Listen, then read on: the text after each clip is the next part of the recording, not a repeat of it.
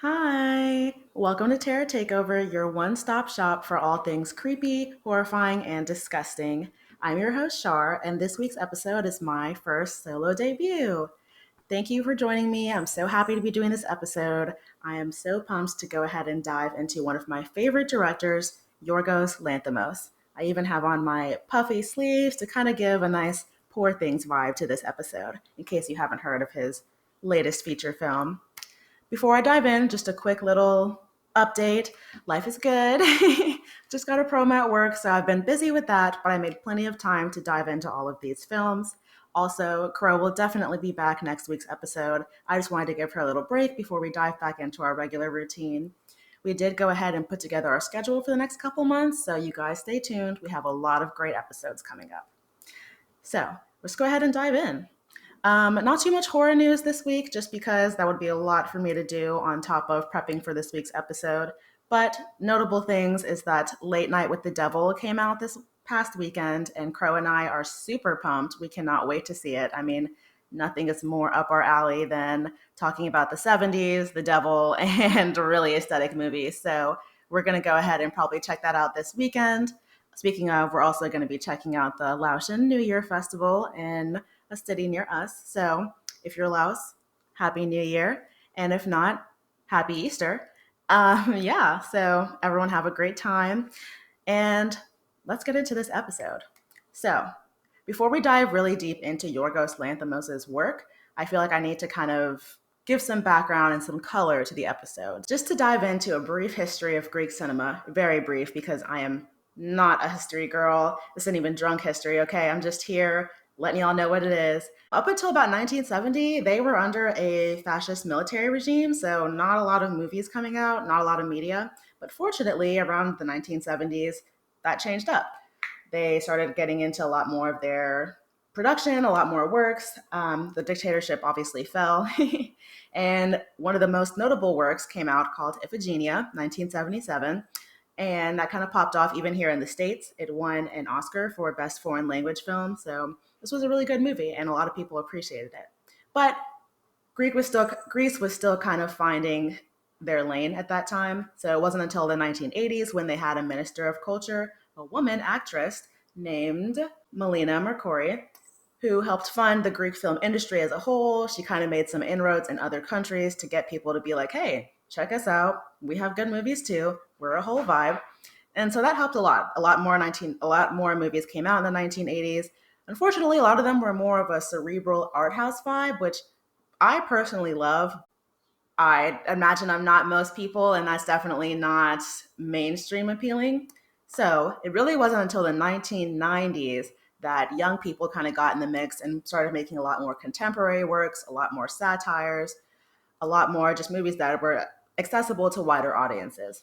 Again, I didn't dive into all of these movies, but a prime example would be the movie Safe Sex, which is a sex comedy. No offense to anyone that's Greek listening, but it seems like sex comedies are a very common thing out there, a very popular thing, and they kind of pop off. I mean, I guess here in America we have some as well, but personally, I never really dive into those. I feel like sex is funny enough as it is. So, anyway, speaking of the 1990s, early 2000s, that really brought in an era that, for lack of a better term, is called the Greek Weird Wave. A lot of movies that came out around that time are, again, satires, but also really absurdist films, really dark comedies, really dramatic existential pieces. Lots of works that, yeah, are just pretty freaking weird. Wikipedia describes Greek Weird Wave as haunting cinematography, alienated and isolated protagonists, and absurdist dialogue.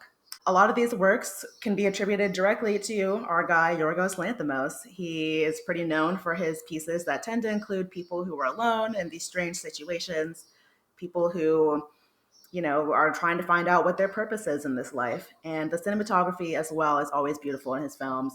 Sometimes, well, actually, I'm going to put a pin on that because that is something I'm going to get into when I start looking into these films. But cinematography is a big piece of his works as well. And I would say the dialogue is extremely absurd, but I'll just go ahead and move into our next topic here, which is absurdism. For those of you that don't know, I mean, I guess we all do know. So when you call something absurd, you're calling it strange, weird, outrageous, not possible. And that's, close enough to the definition, but from a fictional literary perspective, absurdism is a genre that speaks to existentialism, purpose, and commonality, and pretty much laughs at it.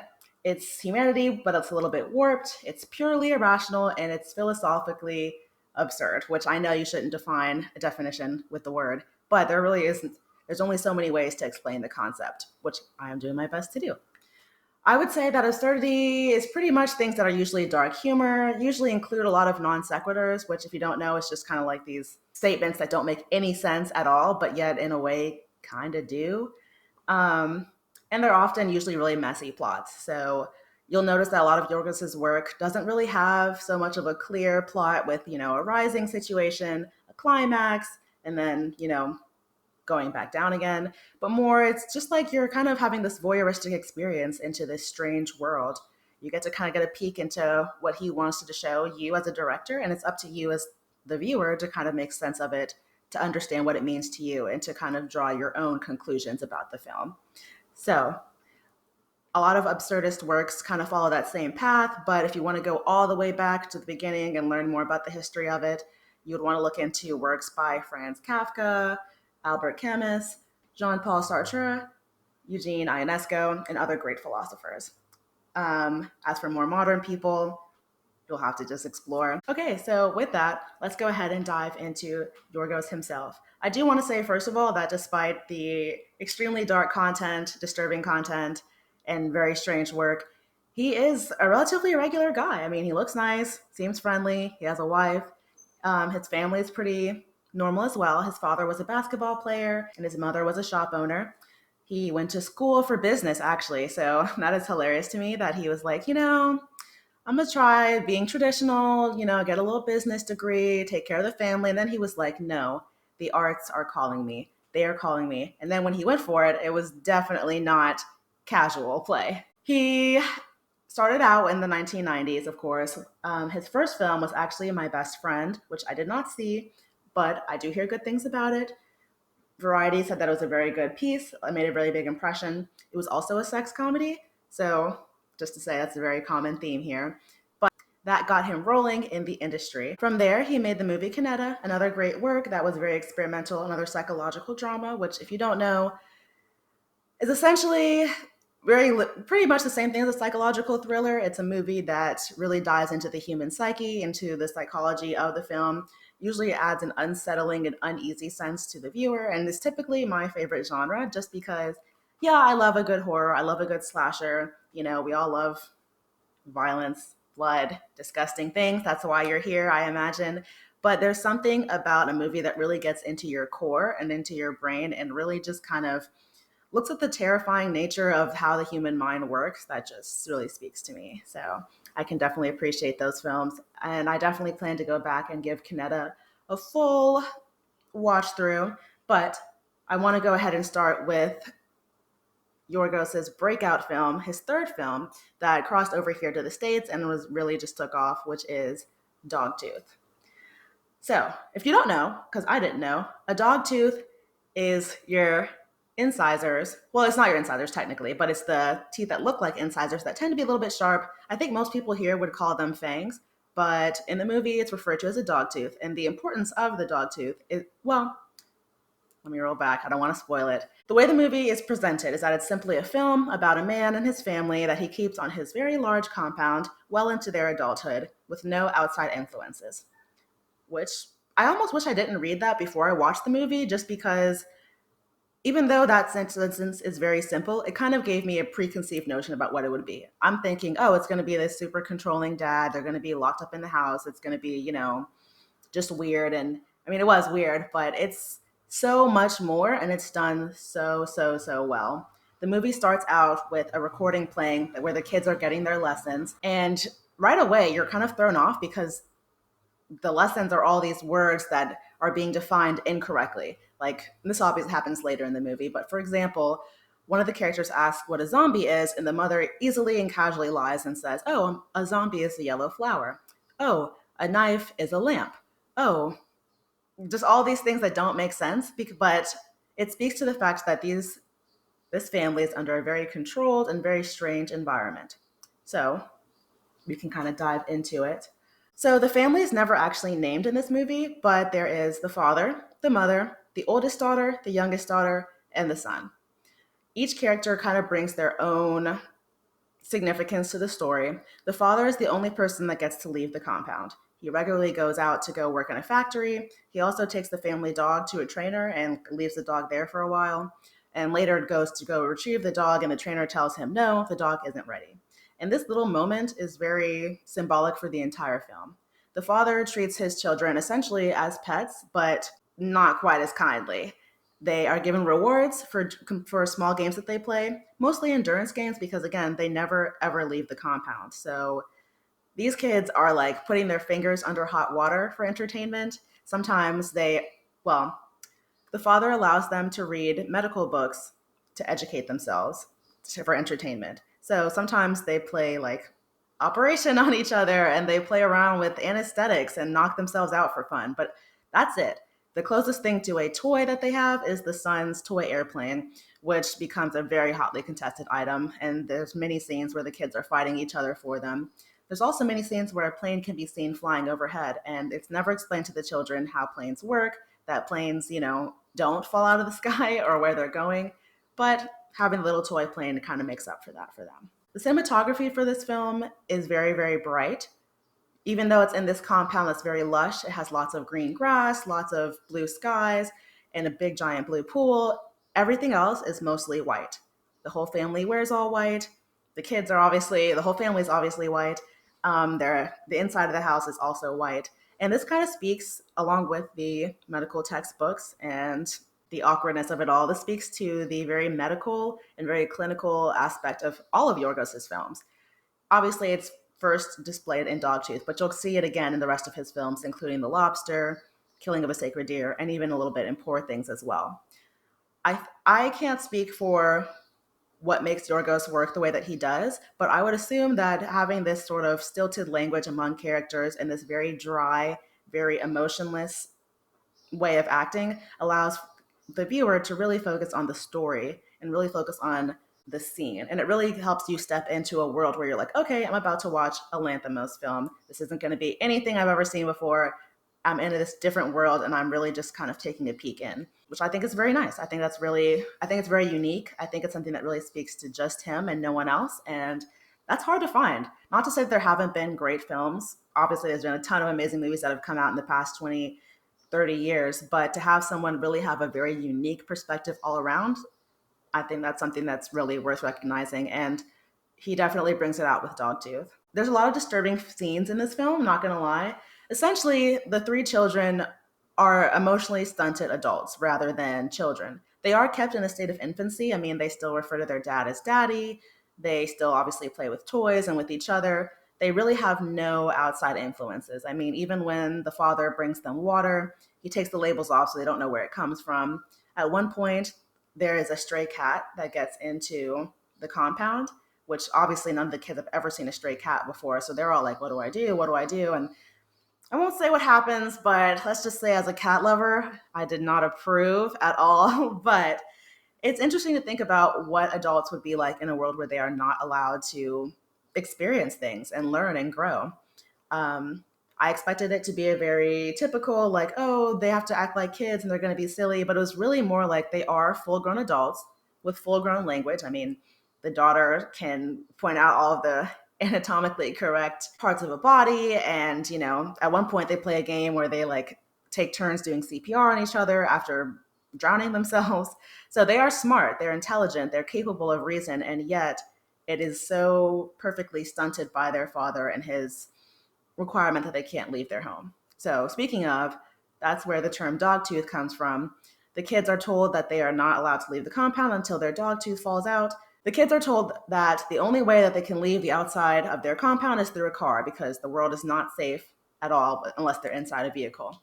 And the kids can't learn how to drive until they lose their dog tooth. And they can't leave the compound until it grows back. It's probably worth noting that that doesn't happen. Like, I'm not going to lose my dog teeth. No one loses their dog teeth. That's yet another one of the lies from the parents. So the kids are pretty much stuck there. I keep referring to them as kids, but you should understand that these are full-grown adults. I think a good way to highlight that is the son. has a lover, so to speak.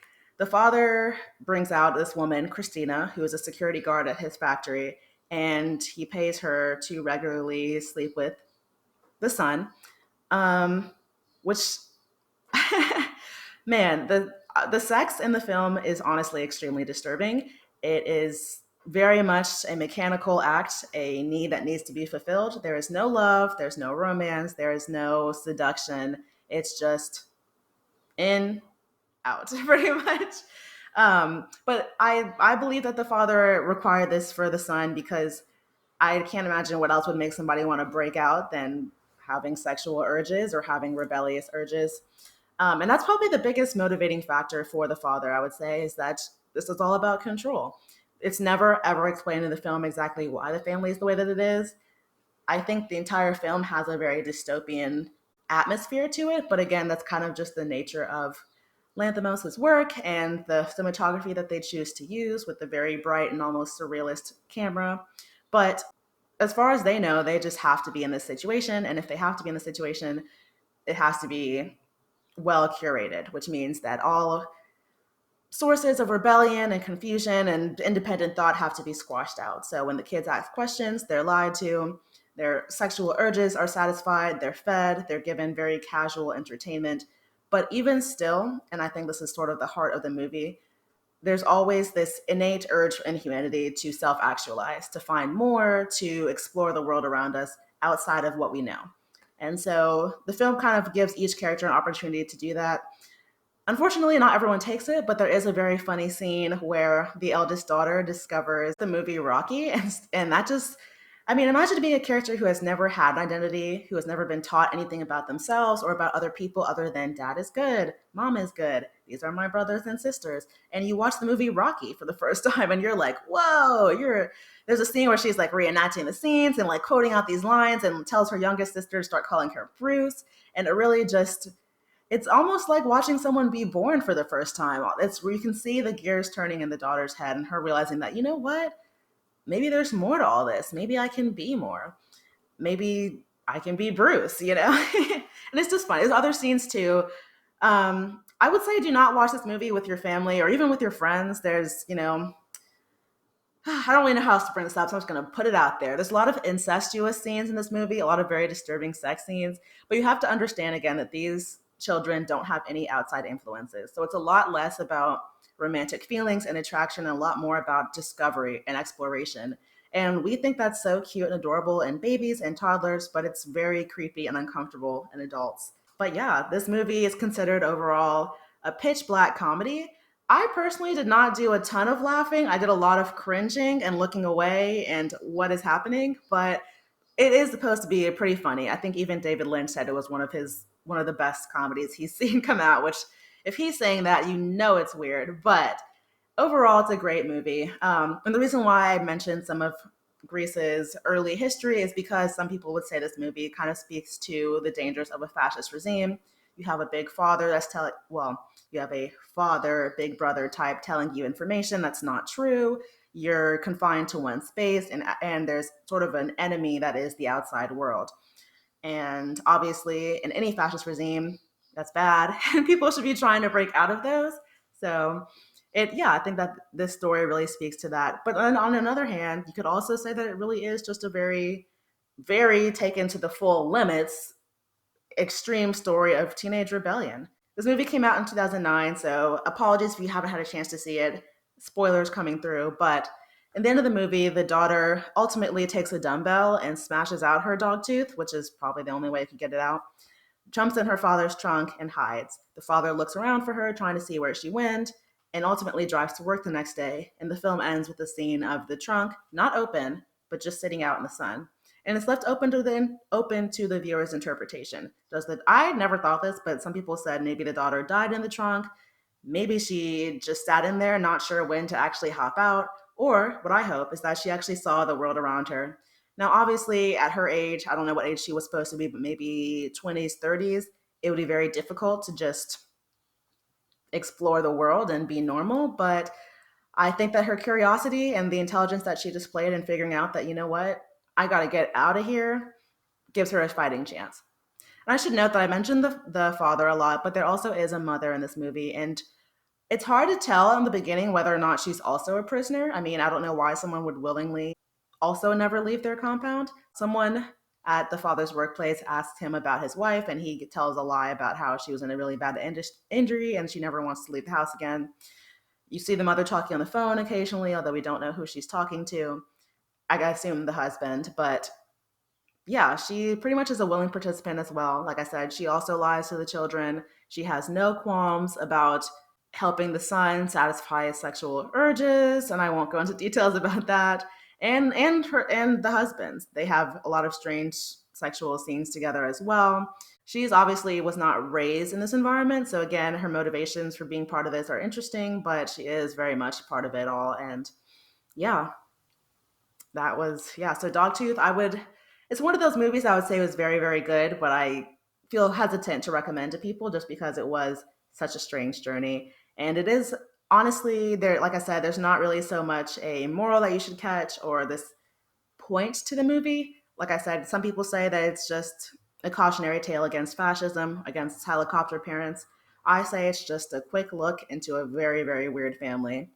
I should also note that it's inspired by a Mexican film, I believe called Castle in the Sky, which was based on a true story about a man who held his family captive and required that they made rat poison. So, don't know the details about that, didn't watch that movie, but if you're interested, if you like Dogtooth, you can dive in deeper with that.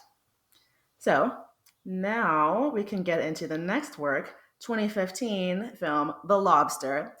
This movie is definitely a good movie to kind of get your feet wet with Lanthimos' work. It still has the same themes of absurdity, black comedy, isolation, and looking into the philosophy of humanity, but it's a lot more lighter, it's funnier, it's a lot obviously it's in English, his first English speaking film, and it has people we recognize like Colin Farrell as the main character. So, if the previous movie was sort of a parody of family values, and that sort of institution of the nuclear family in a very common world, The Lobster is a parody of love and relationships and our innate desire to pair humans up. This movie follows a man who goes to a hotel in which he has 45 days to find a partner or he gets turned into an animal of his choice. As the film progresses, there's other characters introduced. The main character, David, played by Colin Farrell, meets up with two other men, a man with a lisp and a man with a limp.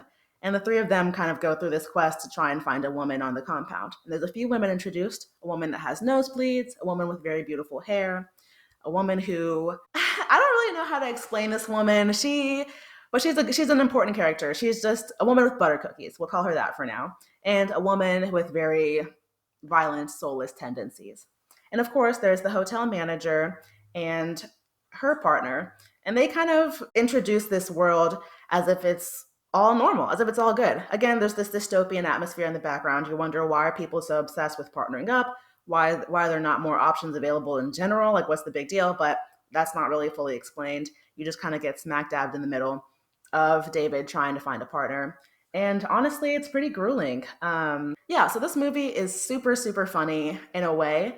It's funny to me now watching it in this as a single girl trying to find my own partner. It's funny to see the parallels between this super absurdist, crazy film and our modern day loving experience. I mean, the characters are shown these propagandas films about the dangers of being single, and it's very strange. You have the man character is single, sorry, you have a man character who's single, eating alone, and he starts to choke, and there's no one around to help him, so he dies. Then the second take around is that the man has a wife, and he's eating his dinner, he starts to choke, and the wife saves him. The flip side is that you have a woman walking alone. This is all being done as like a stage play, being presented to the full hotel guests as the dangers of being single. You have a woman who's walking alone, and of course, she's like immediately by a strange man, and obviously, she's not actually. There are no scenes in this movie. However, there is I mean, the way they display it is really weird and awkward, honestly.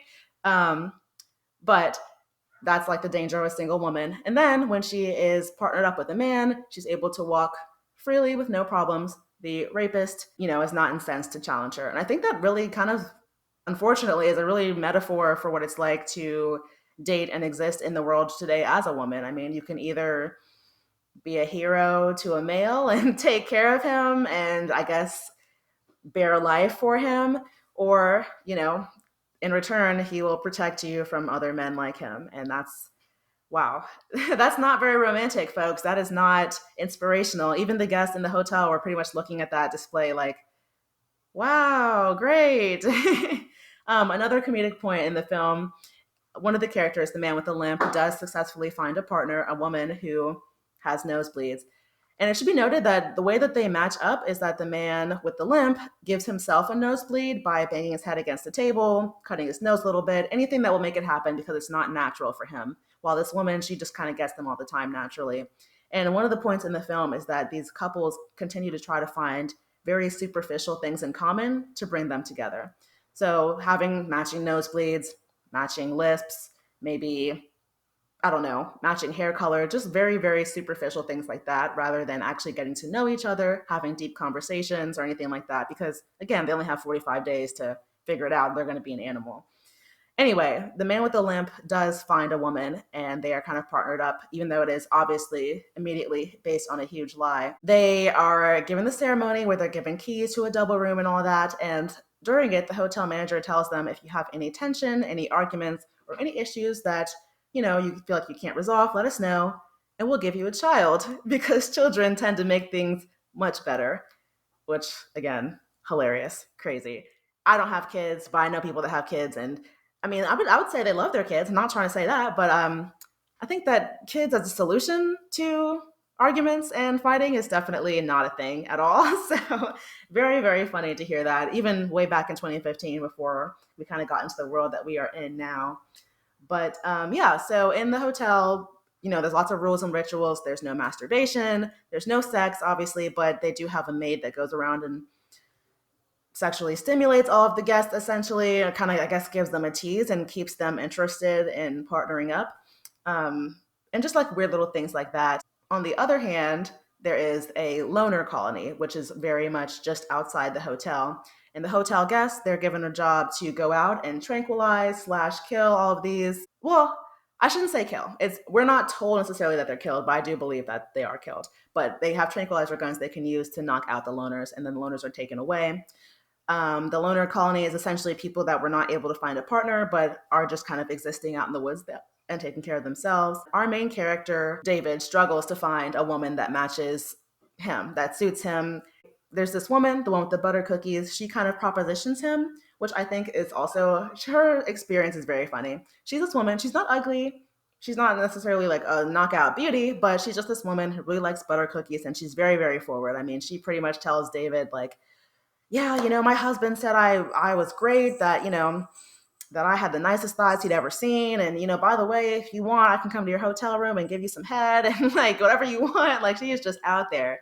And at first, David is like, no, I'm good. And then he's like, well, when he's down to his last 7 days before he's supposed to leave or be turned into an animal, I should say, he's like, all right, maybe I'll give this woman a chance. She's not that bad.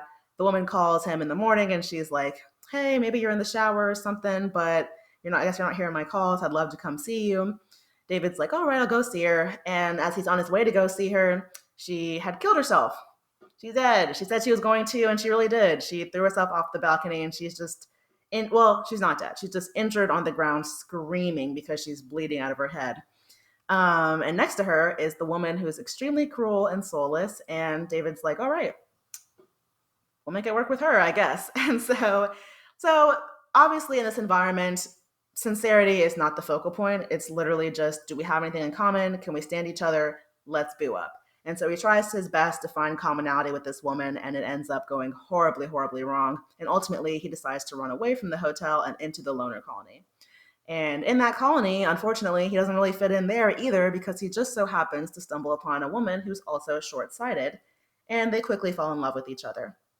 The two of them being in love is not allowed. The loner colony also has their own rules. No one's allowed to fall in love. There's no romantic gestures or flirting. There's a funny scene where they kind of mention we all dance alone. That's why we listen to electronic music, which that touched my heart because I too like electronic music and I guess dancing alone. But yeah, I guess that kind of speaks. I guess for me, I felt like the loner colony kind of represented people who were kind of going on their own in this world where people, In the world in the movie and in the world in our current world, where couples and being married and partnered off is kind of held as the ultimate triumph, as this big part of adulthood and making it, people who don't do that are seen as these feral animals who are just kind of these loveless and strange beings. So the loner colony being these wild people definitely makes sense to me. The way that they kind of forbid each other from connecting also speaks to me, because I presume that no one in this world truly understands what it means to find love and connection on real, deep, intimate levels.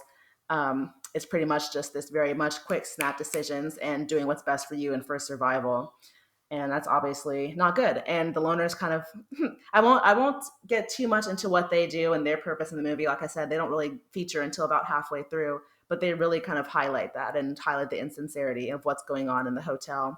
Just to share a quote from Variety, again, one of my favorite mags. Guy Lodge calls the film a wickedly funny, unexpectedly moving satire of a couple fixated society, elaborating that Lanthimos' confounding setup emerges as a brilliant allegory for the increasingly superficial systems of contemporary courtship, including the like-for-like algorithms of online datings and the hot or not snap judgments of Tinder. I totally agree. When I watched this movie, it very much gave me the same vibes as Tinder, but just taken to the most extreme levels. I mean, these people are just constantly forced to pair up based on absolutely nothing. They, have these quick flash dates, and if they work, they don't work. You have to disappear as an animal. And I should mention that the reason why this film is called The Lobster is because our main character chose a lobster as the animal that he would want to be transformed into, stating that lobsters remain fertile their whole lives, live a very long time, and he enjoys to swim. Most people choose a dog, and that's why there's lots of dogs in the world, but I thought that was very interesting. I think if I was in this scenario, well, first of all, I wouldn't be. I really genuinely don't. I think I would have just, girl, I'll be a loner. Honestly, I already am a loner, so this would not happen. But if I had to, I would probably choose a cat just because I love cats. They're looking at my cat with love. They are very unique animals. They have their own personalities. They have beautiful hair.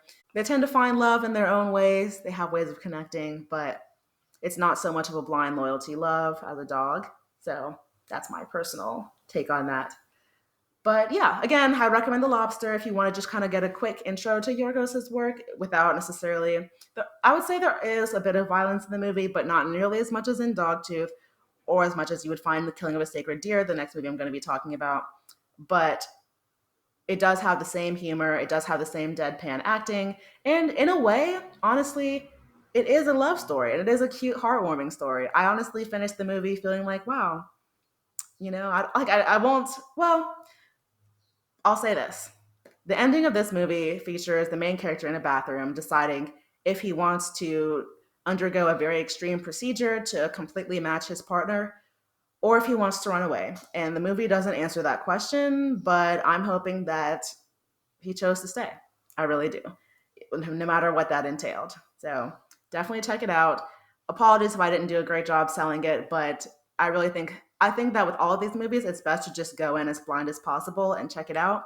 And then afterwards, listen to this podcast, decide if you agree, kind of take your time to dissect the movie and see what it means to you.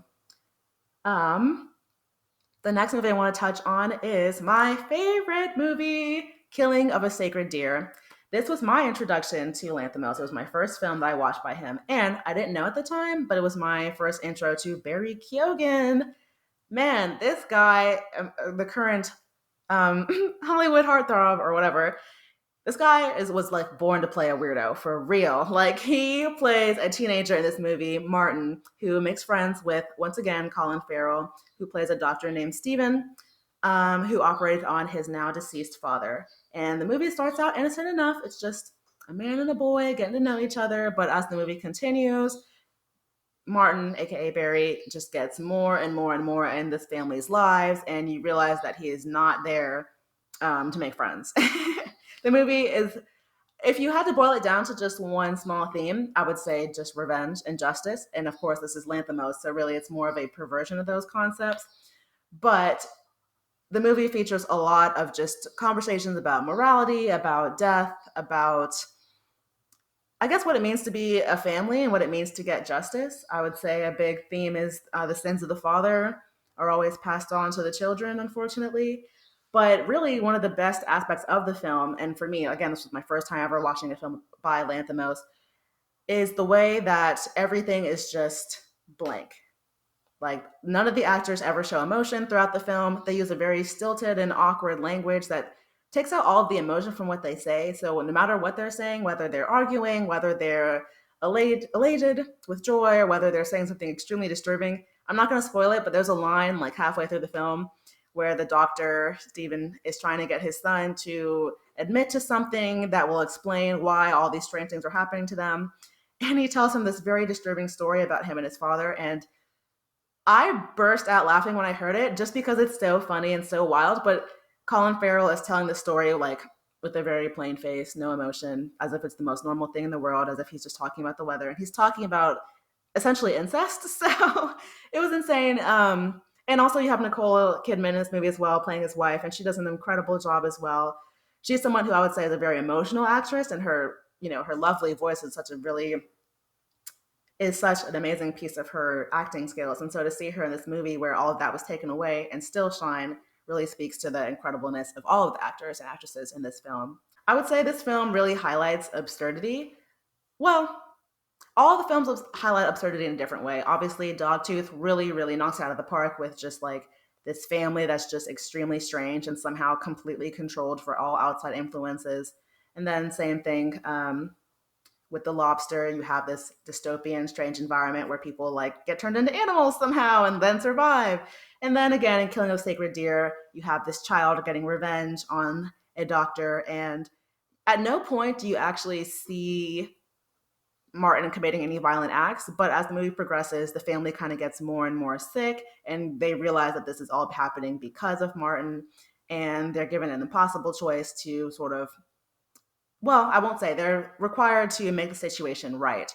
And it's a lot. It's outrageous. And well, to make the situation right, essentially, the father needs to kill one of his own children. And the kids are just like, "Oh no, not me, Dad. I love you the most. I cut my hair like you always wanted me to, and look, I'm reading books." The father's like asking their teachers, which kid do you think is the best? And he's like, "Oh, I don't know, And so it's all very absurd, it's all wild, but it's all very philosophical and very just like thought provoking as well. You think, to what lengths is revenge fair? Is it okay for other people to suffer for one person's crimes? And you also kind of like have these very mundane scenes. Someone described it very well, that you have these very mundane, very deadpan scenes that still can't hide the utter ugliness and evil underneath all of the characters.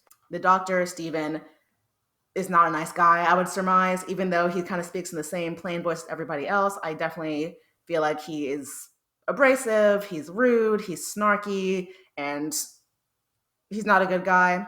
The wife is seemingly okay, but also very much like looking out for herself and what she wants, which I guess you have to be when you're married to an asshole, I guess.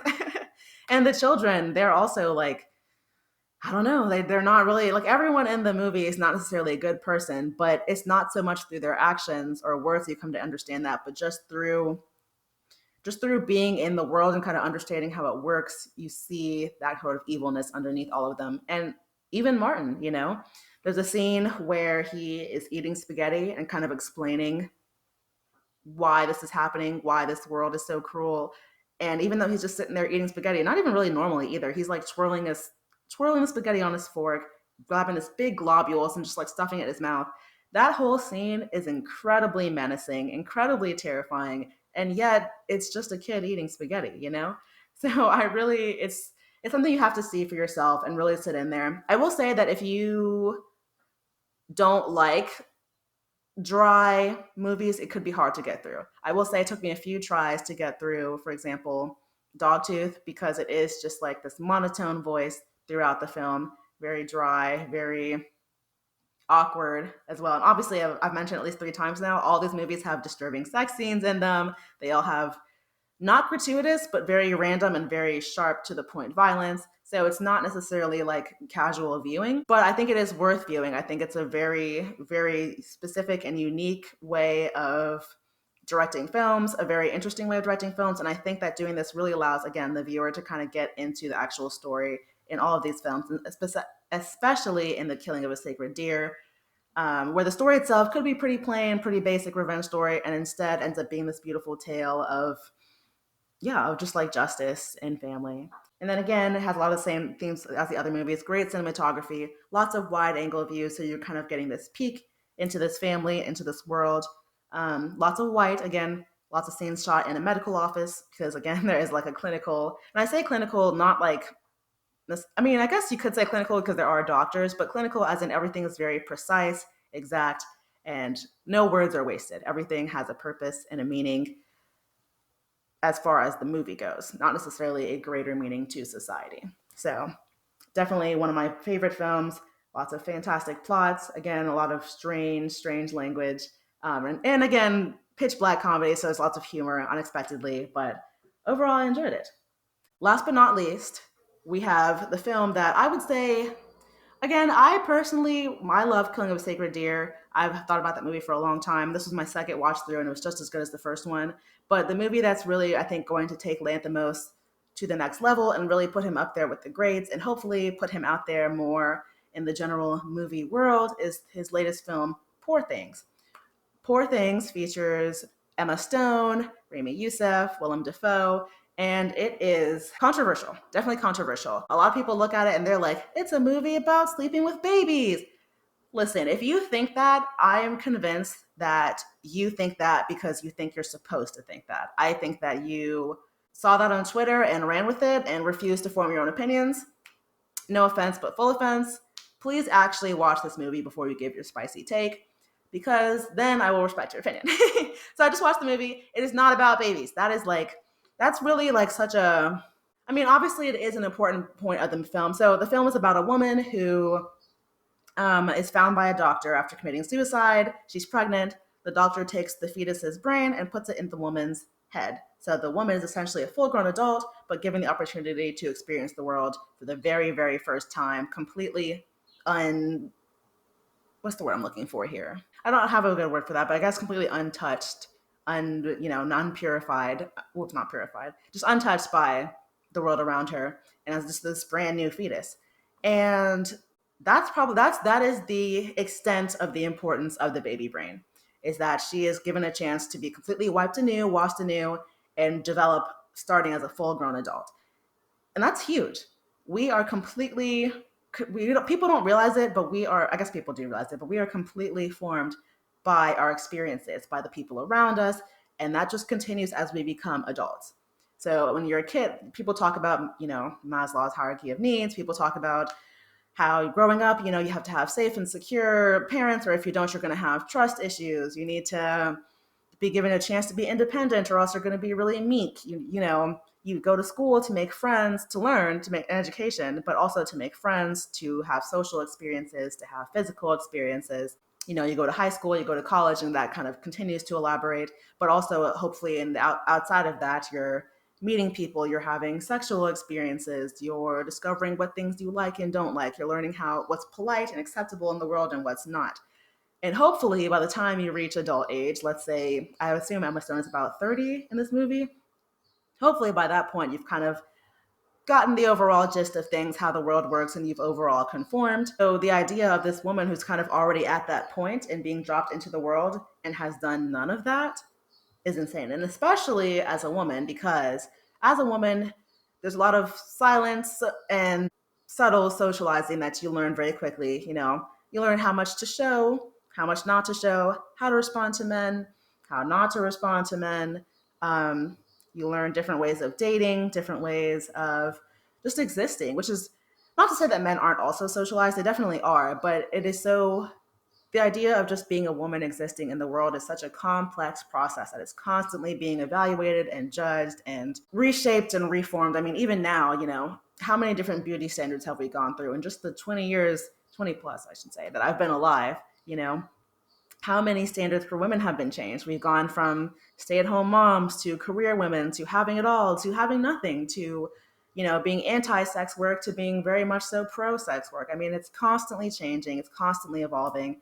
And here we have Emma Stone's character, Bella Baxter, who is just dropped in the world with an infant's mind, but a woman's body. It starts out very brilliant. It starts out with her kind of like discovering and I will say it's very, very, it's not raunchy, but it is, again, very sexual, very wild, very strange.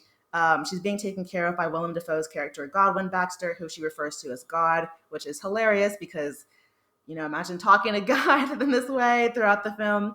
And she is supposed to be married off to Rami Youssef's character, Max McCandles. But while that's being drawn up, unfortunately, I cannot remember the actor's name. I promise I'll look it up. But he also is beautiful. Lots of beautiful people in this movie. A very, very nasty lawyer that draws up the nuptials decides to take this character away. And so around this point in the movie, so Emma Stone's character had just discovered the pleasures of working herself, and she had not discovered that you're not supposed to do that in public, but they try to tell her, like, girl, you can't be touching yourself at the dinner table. She meets this lawyer who is like basically an F-boy. It's hard to pin down what era this movie is supposed to be in because even though it has like the British accents and the very dramatic costumes, brilliant costumes. That's why I'm wearing my puffy sleeves again. We have lots of big puffy sleeves and big bright colors. There's also lots of fantastical elements, like there's these strange things that kind of fly around in the air. There's kind of like the sky looks very interesting. So it kind of has this pretty steampunk look to it. So you can't really pin down what it is. But essentially, this lawyer dude is like, hey, so basically it's like an F-boy for that era is like, hey, let's go to Lisbon together and I'll show you the world. And at this point, Bella is like, yeah, let's do it. Let's do it. And so even though God and Max McCandles are like, no, don't go, as always, as is true for all of Yorgos' films, people are always going to people. They're always going to want to see more of the world. Intelligence comes through experience. And so she goes off with this lawyer and they pretty much have a fuck fest. Like, I'm not even going to lie. I'm not even going to hold y'all. It's like a solid, like 20 minutes of them just furious jumping. Okay. And, that's cool. She enjoys it or whatever. But believe it or not, there's a lot more to a woman than what's between her legs. So she kind of continues to explore the world around her. She explores the deliciousness of Portuguese egg tarts, which I'm like, man, I love Portuguese egg tarts. So totally understand why she had to get into those. But she also meets new people. She sees arguments. The lawyer realizes that beyond sex, she cannot be controlled in any way. And he's like, all right, well, I'm going to throw her on a ship or we're going to go somewhere else. And while she's on that ship, she meets a couple who kind of introduce her to philosophical concepts like Goethe, and that kind of expands her mind more. Like, she's always been well-read. Godwin obviously had her mostly reading medical books, so she knew a lot about cadavers and surgery and other strange terminology, despite not knowing what a banana is or, anything else. But here she learns about philosophy and culture and about the world. It's very brief, unfortunately. There's a scene where she gets to go off the ship and she sees poverty for the first time and she sees the horrors of it. And she starts, wailing and she's like, what do I do? What do I do? She gives all the money that she has away, which kind of puts her and her partner in a bind, essentially. But yeah, the movie just continues with her having a lot of discovery and a lot of just seeing the world as it is, but I guess all the raw parts of the world. So I guess imagine if you took a child and showed them, a homeless camp, or you taught them about, I don't know, Play-Doh or just all these concepts, and then expected them to understand it and expected them to just kind of live in the world without any issues. That's a lot. That is not easy at all. And I think Emma Stone did a brilliant job portraying a character that comes to terms very rapidly, but comes to terms with the world around her. She has a scene where she goes in. So once she is off the ship completely because she doesn't have any money anymore and she's in Paris, Marseille, she ends up joining a brothel. And this ends up being like, this is where the movie kind of gets strange for me. On one hand, I definitely see what Lanthimos was trying to do. She really does self-actualize through this experience. She's sleeping with all these strange men. She's like, well, why is it always the man choosing? Why can't the woman choose? And the brothel woman's like, some men actually like that you don't like it. And she's like, what? Girl, yes, girl. It's all bad. Like, I watched the movie and I was like, damn, this is everything. It's like, I wanted to hug her and tell her, yes, girl, this world is so strange. But she discovers that, basically just the currency of sex between men and women at the brothel. She discovers, what she can offer, and also discovers camaraderie among other women. She meets another woman there, Toinette, who teaches her about socialism. And there's a beautiful, beautiful line in the movie where the lawyer is like chasing after her, being like, because for some reason, it's so funny. It's so funny when an F boy falls in love, because it's always like, I spent all this time trying to get rid of women who were in love, and now I'm in love with you, the woman I want the most. And she's like, I don't give a fuck about you. Anyway, he's chasing after her, and he's like, you're whores. You're nothing but whores. Emma Stone's character is like, we are the means of our own production. We have to go learn about socialism now. Get your life, queen. Tell them, let them know. Yes. So funny to me. And she really was. She was the means of her own production. And albeit I would love that she would go become a scientist instead or something, but which, to be fair, she does. The movie does not end with her being a prostitute. She eventually does go back home and decide to become a doctor. Yay. Happy ending. But just to say that, like, to follow along with the theme, this movie is essentially a perversion slash parody slash warped view of girlhood, essentially. A woman coming into her own. And I completely hear the critiques. Why is there so much sex? Why is the idea of this woman, like, even though she's a baby, she's a freaky, freaky girl, whatever. I get that. It is weird. But I think that had to be the case to keep the story going and to sort of touch on how, and maybe you could, I don't believe that Yorgos was, that he's not feminist, that he's incapable of seeing the world from a woman's perspective, although I guess maybe to an extent people are.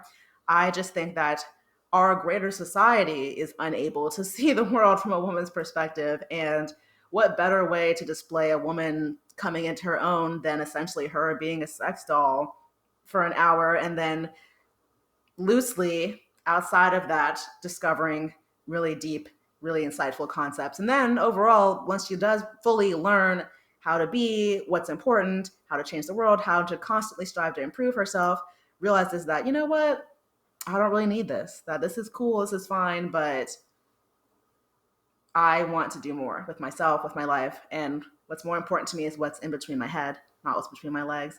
Not to say that sex is being shamed at all, but just to say that, that there's just more. There's more to us. There's more to womanhood. There's more to love.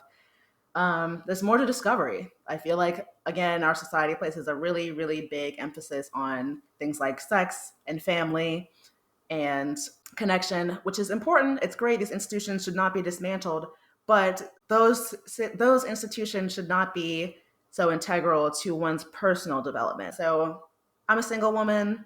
I'm notoriously a loner. I tend to prefer to be independent, prefer to spend time alone, things like that. I really enjoyed all of these films because all of them sort of spoke to that need internally to be more, to discover more, to grow as a person, to find out more about the world around you in spite of any sort of social constraints or any sort of need for a partner. And not to say there's anything wrong with having one, but just that there's so much more of the world out there, and you can still have a full, rich, and exciting life even if you never achieve those things. All right, you guys. Thank you so much for listening to me gab about my favorite director, Yorgos Lanthimos. I hope I did a good job selling his work to you, but if you can't take my word for it, please go ahead and check out his works. Like I said, I would recommend starting with more of his quote unquote lighter, normal content, such as The Lobster or recently released Poor Things. And then if you like to get a little bit weird, which I imagine you do if you're listening to our podcast, go ahead and work your way back into his filmography and check out all of his other works, such as Killing of a Sacred Deer, Alps, and The Favorite. In the meantime, go ahead and continue to tune in to us. We'll be back next week, me and Crow, getting into some more great movies for you. Until then, we'll see you next time.